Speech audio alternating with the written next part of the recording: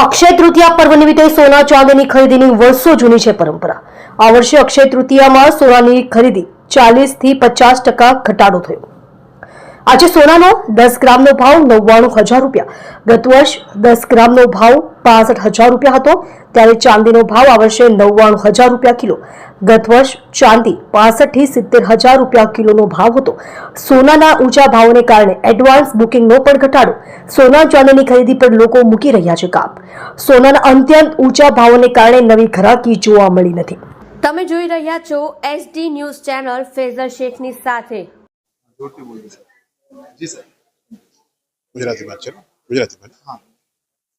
હા, ડી ખુશાલભાઈ જ્વેલર્સ વેસુ ખાતેથી દીપકભાઈ ચોકસી વાત કરું છું।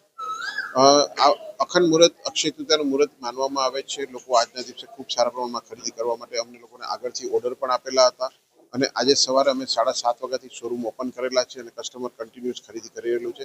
ગોલ્ડ, સિલ્વર, ડાયમંડ, પ્લેટિનિયમ દરેક વસ્તુમાં આજની ખરીદી ખૂબ જ સારી થઈ રહી છે। ગત વર્ષનો ભાવ શું હતો, આ વર્ષે શું છે?